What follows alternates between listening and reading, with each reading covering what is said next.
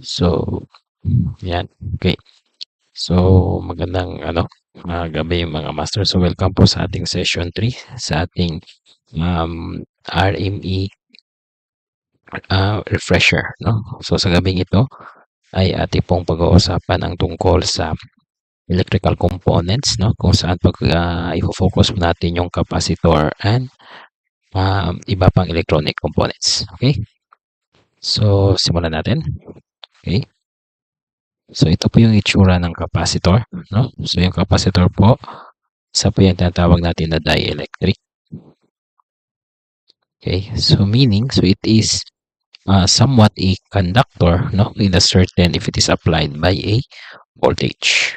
Okay, so yung capacitor is measured by capacitance. So capacitance is by definition is the property or how well a capacitor can store electrical energy. So gaano ka uh, kaganda, no, or yung kapasidad ng ating capacitor para mag-store ng electricity. So to solve for that one, so we have this formula. So C is equals to Q over E, wherein your Q is charge. Ang itong charge is coulomb. Yung E is in volts at yung C is your capacitance, which is in farad. Okay, so we have here isang halimbawa, no? So an electrolytic capacitor is rated at 60 farad. It is connected to a 220 volt source. So what is the amount of charge in the capacitor? So yung hinahanap po dito is yung charge. Okay, solution. So we have, so our given, una is the capacitance, which is 60 farad. Then the voltage is equal to 220 volts. So yung hinahanap po is yung charge. So capacitance is equals to charge divided by the voltage. So meron po tayong 60 farad. Ano pala? Hinahanap pa natin ito is yung charge pala. So ano naman ito? Erase pa natin ito. So let's solve for the charge. Ilipit sa kabila. So we have charge is equals to the capacitance times the voltage. No? Substituting. So we have charge. So our capacitance is 60 farad. Habang yung ating voltage is 220 volts. Okay? So using our calculator.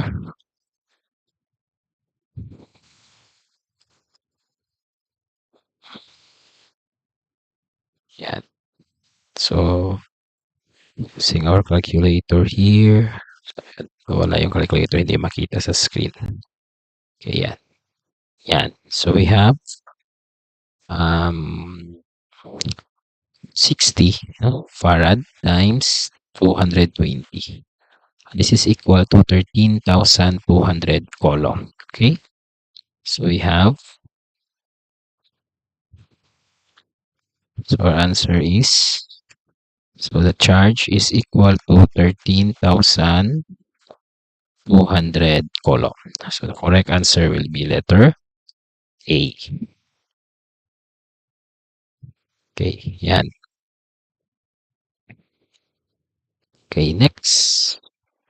So, a capacitor stores 0.24 coulombs at 10 volts. So, its capacitance is blank. Okay, so kung gusto nyo pong mag-solve with me, so you could give your answer by chatting on our chat box or our comment section. Okay, so from this problem, solution. So, we have the formula C is equals to Q over E, no? So, sa given, we have our charge, no? Yung naka-column that is 0.24 coulomb. At yung ating voltage naman is equal to 10 volts. So, substituting. So, we have, so coulomb which is 0.24. Yun ang charge natin. Divided by the volts 10 volts. Okay? So, using our calculator. Yan. So, we have 0.24 divided by 10. Okay, so that is equal to 0.024. So 0.024 column. So the correct answer, di pala column but farad. Kapasitas kasi yung hinanap natin. Okay, yan. Okay, so we have farad, no? So the correct answer for this one is letter, so letter A yung tamang sagot dito. Okay? Then we have the physical construction of a capacitor. So yung rating ng capacitor is dependent on the amount of the charge it could help, no? Yan. Tignan mo natin yung kulay nito. Then we have the voltage handling capacity. Kung ano yung kayang voltage na i-handle ng ating capacitor. Then the insulating material. Kung ano yung nasa gitna. No? It could be mecha, ceramic, or but it has a poor tolerances, no? High instability, gradual loss of capacitance, no? Especially when subjected to heat and high leakage current. No? Then film capacitors, so they're also known as plastic film capacitors, film dielectric capacitors, or polymer film, no? Also known as film caps. So they are usually used, no, for they are usually used for AC and DC application, no? So film capacitors specifically, physically, no, larger. Sabi na wala yung ano ko dito. Yan. Physically larger and more expensive compared than aluminum, but have much higher surge and pulse load capabilities. So they are not polarized. So meaning, ano, pwede nating pagbalik rin ang ilang mga terminals. They can be used in AC voltage without DC bias, and they have much more stable electrical parameters. So polypropylene capacitors, film capacitors have relatively little temperature dependence. So meaning hindi na siya doon naapektuhan ng ano ng temperature, no, ang kaniyang capacitance, and lower na dissipation factor. Ceramic capacitors, they are fixed capacitor, no, meaning hindi nababago yung kanilang mga capacitance with the ceramic material which acts as the dielectric. So it is constructed of two or more alternating layers of ceramic and a metal layer acting as the electrode. The composition of the ceramic material defines the electrical behavior and therefore the application. So ito yung dalawang klase ng ceramic capacitor. Class 1 are those capacitors, ceramic capacitors that offer high stability, high stability and low losses. So this is for resonant circuit applications, Habang ang class 2 naman offers high volumetric efficiency and for vapor, bypass, and coupling applications. Okay. So ito po yung mga table, of capacitors, depending on the type, class, and the material at kung ano yung kanilang dissipation factor. So you could screenshot this one, so that you will have a reference. Okay. So for making a capacitor, it is better to select a dielectric having blank, low permittivity, high permittivity same as that of air, permittivity slightly more than of air. So the correct answer for this one is letter. So the correct answer for this one is letter B. Yan. Okay. So the dissipation factor of a good dielectric is the order of. So kaya sabi ko kanina, kapag mas mababa, mas okay ang dissipation factor. So mas okay yun na siya na capacitor. Okay, so correct answer for this one is letter A. For which of the following parameter variations the capacitance of the capacitor remains unaffected? Okay. So the distance between plate, the area, the nature, or letter D, the thickness of the plates. So kanina, so ang sinabi doon sa ating previous slide, that is the distance, the area, and the nature or the klase ng dielectric. So ang correct answer for this one, hindi kasama, hindi nakaka-affect, will be the thickness of the plates. Okay, so we have behavior of a dielectric on a DC circuit or a DC source.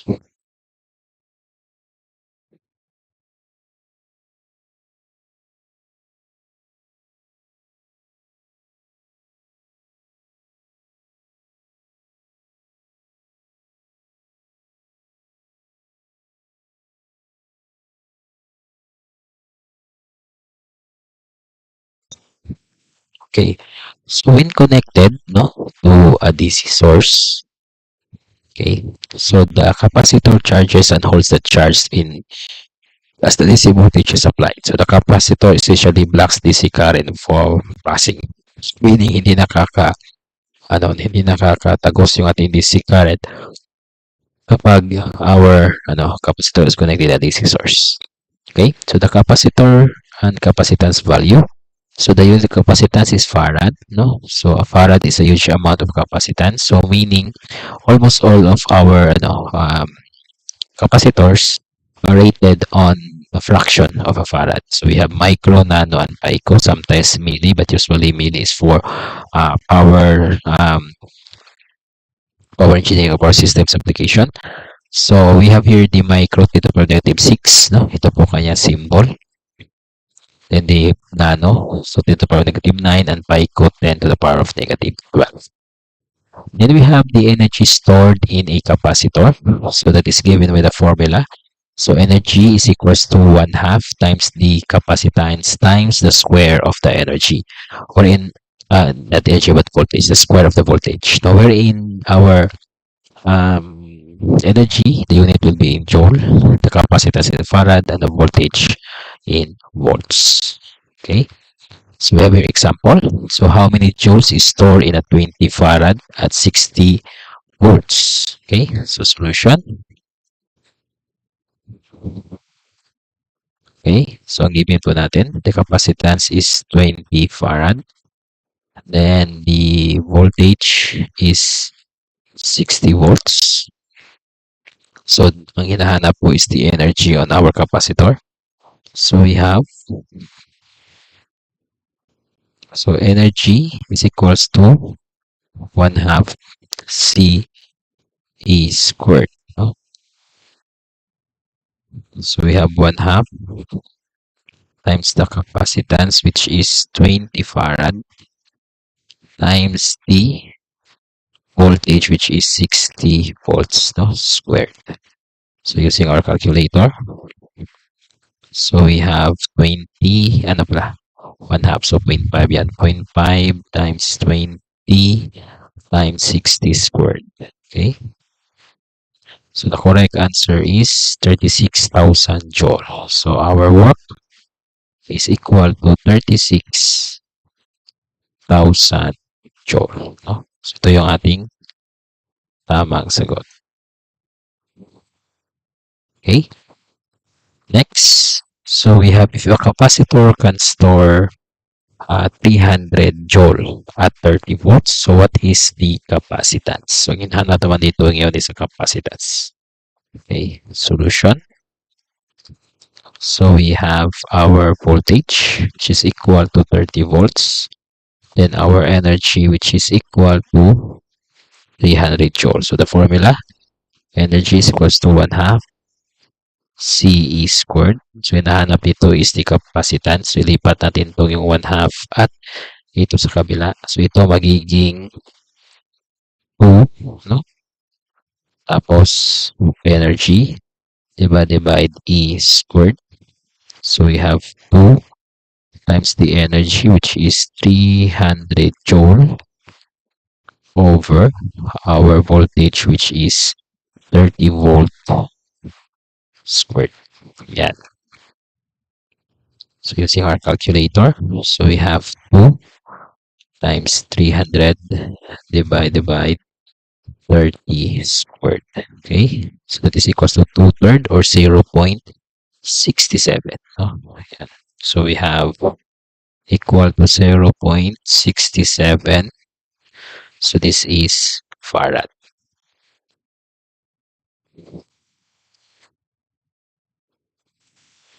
Okay, so an electrolytic capacitor can be used for, so it can be used for DC and AC applications.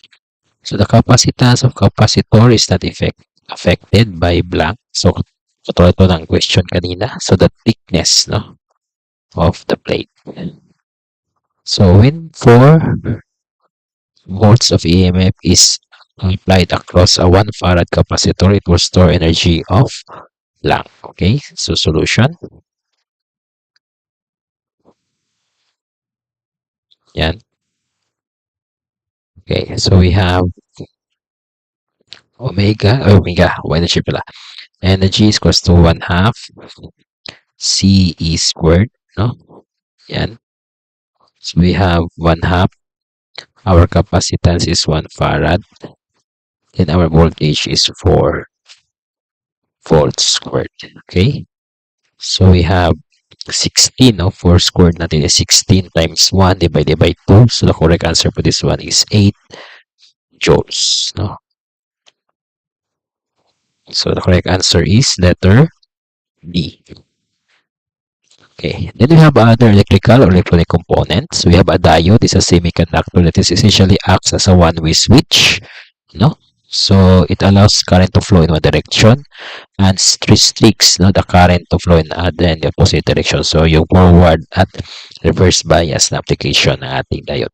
A transistor is a miniature semiconductor that regulates or controls current or voltage flow in addition to amplifying and generating these electrical signals and acting as a switch or gain for them. So, ang transistor, meron tayong sinasabi dito na amplification. Aside from acting as a switch, so it is now also amplifying the electrical signals. An IC circuit, sometimes called as a chip or microchip or microelectronic circuit, is a semiconductor wafer. So it's a form of a wafer in which thousands or millions of tiny resistors, capacitors, diodes, and transistors are configured. So meaning, ang IC is a circuit, no, a miniature circuit which is made, no, to function a certain task, no, or certain way, no, because it is made up of capacitors, resistors, and diodes. Then a vacuum tube, also called as a valve in British English, is an electronic device used in many older models of radio, television sets, and amplifiers to control electric current flow. So the cathode is heated and as in a light bulb, so it will emit electrons. So basically, the vacuum tube is the very first very first, no, electronic na component. Okay, so semiconductor terms, we have forward biasing. So meaning, kapag ang ating diode is naka-forward bias, meaning our diode is in out. Reverse bias, so the circuit is reverse, no? So meaning the diode is turned off. So doping is adding, no? Adding impurities, no, to our semiconductor so that it will enhance, no, its electrical, optical, and structural properties. Then hole is the absence, no? Yung place na kung saan sa orbit ng ating atom is nawala yung electron. So that is what we call as hole. Emitter, no? So yan yung part ng transistor that is heavily doped, no? Yung base naman, so that is the size of the base region is extremely small. So meaning it is not doped, no? So it is less than the emitter, no? Then the collector is moderately doped, so gitna, no? And the size of the collector region is slightly more than the emitter region, but also the charge carriers coming from the emitter recombine at the base and heat is released in this process. Then you have amplification. So the process of increasing the magnitude of a signal, no, generally using by an amplifier. Then power electronics is the application of electronics to control and the conversion of electrical power. Then we have active components. No? So active components of circuits are those components that requires a source of energy, typically formed in the form of direct current, in order to perform their specific function. While passive components are those that do not require any external source for the operation and are capable of storing energy in the form of voltage or current in the circuit. No? So dito natin yung chart. So our active component will be our transistor, diode, LED, photodiode, IC, op-amps, the 7-segment display or the BCD, no? Then we have the battery, while the passive naman is the resistor, the LDR, the thermistor, capacitor, inductor, switch, variable series resistors, and transformers. Okay, no? So that will be all, no, for this discussion. So I hope po may natutunan kayo sa ating session tonight. Okay. So in case po meron kayong mga tanong, so you could always um, chat, no, on our chat box, no, and you could always tawag ba doon?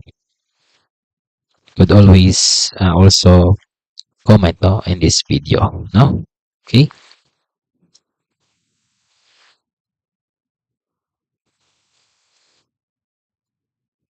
Yeah. Okay. So that will be all for this evening po mga masters. So I hope po may natutunan kayo sa ating discussion for this evening. So next po ngayong darating na Tuesday. So we'll have another discussion and that will be all about DC circuits, no? Okay. So continue po in your studying and as always, sana po, no, we will be able to pass this exam, no, coming exam.